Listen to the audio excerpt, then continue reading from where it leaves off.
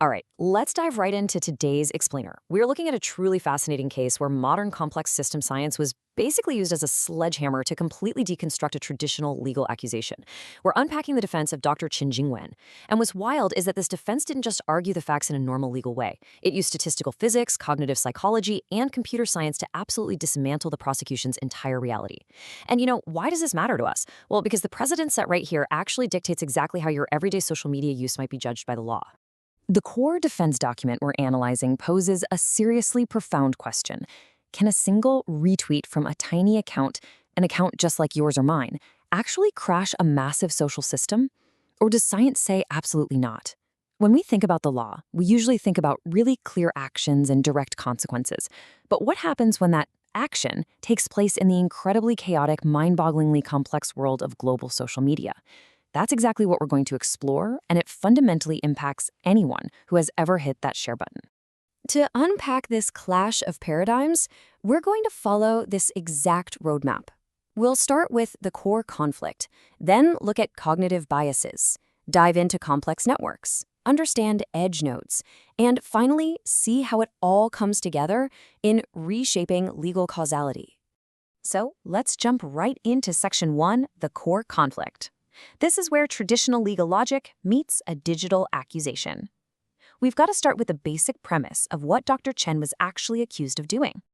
The case documents outline that Dr. Chen is accused of causing severe public order disruption by simply forwarding a social media post. Literally, he hit retweet on Twitter, and the judicial system claims this one single action directly caused a massive disruption in the real world. He was formally accused of intentionally spreading false information. Now, on the surface, you might think, okay, sounds like an open and shut case, right? Someone does a bad thing online and the real world suffers a tangible consequence. But, as we're going to see, the defense argues that this surface-level view completely ignores how our modern digital reality actually functions on a physical level. The whole prosecution setup relies entirely on traditional legal causality. It's that classic linear assumption. Action A directly and predictably caused massive result B. The law loves a straight line, right? You throw a rock, it breaks a window, you are directly guilty of breaking that window. The judicial system basically took this exact 17th century Newtonian logic and applied it to a 21st century digital retweet. But the defense stops and asks an absolutely crucial question here. Is this linear logic even scientifically valid when you're dealing with complex systems containing billions of interconnected users?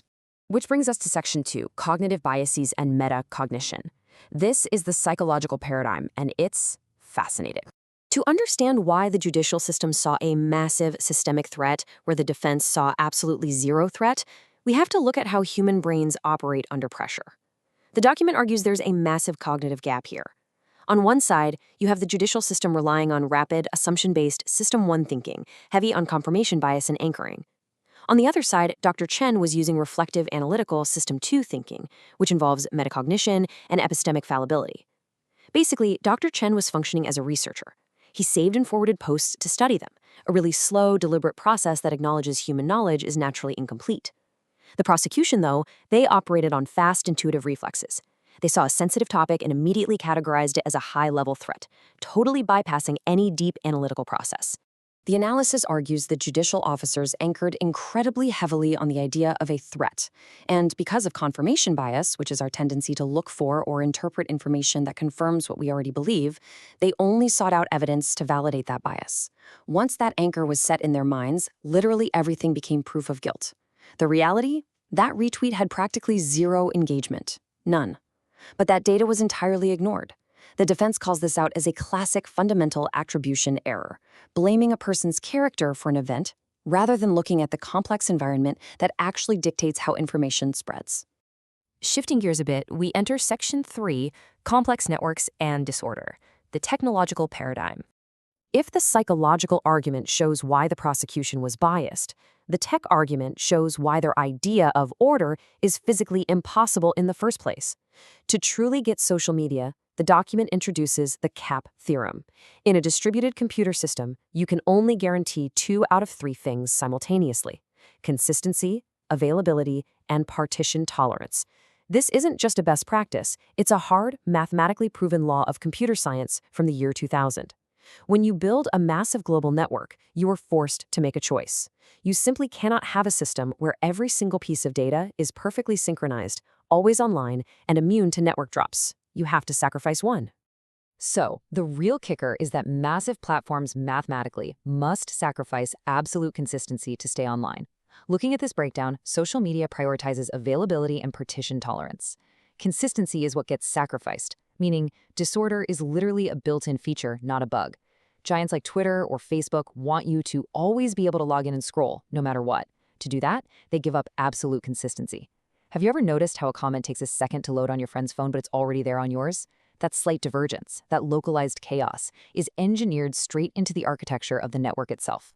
The document drops this absolutely incredible quote: "The system's disorder is an intrinsic physical attribute, not a crime."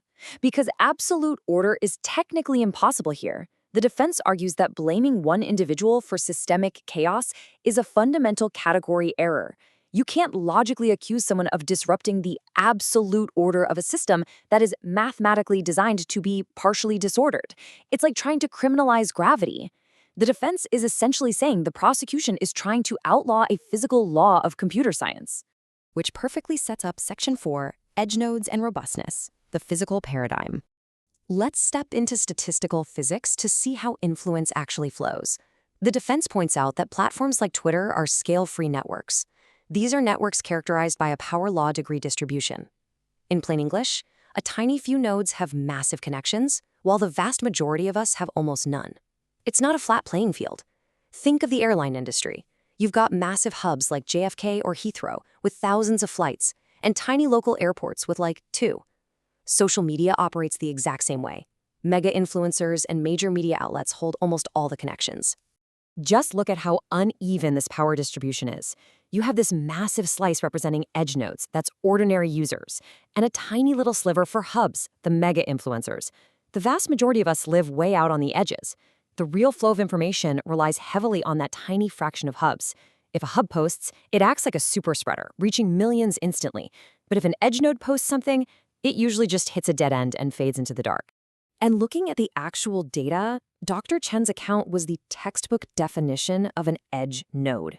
He had under 100 followers, a massive bot presence among those few followers, and literally zero real-world interaction. His ability to transmit anything was statistically microscopic. In complex system terms, he was a deeply subcritical edge node.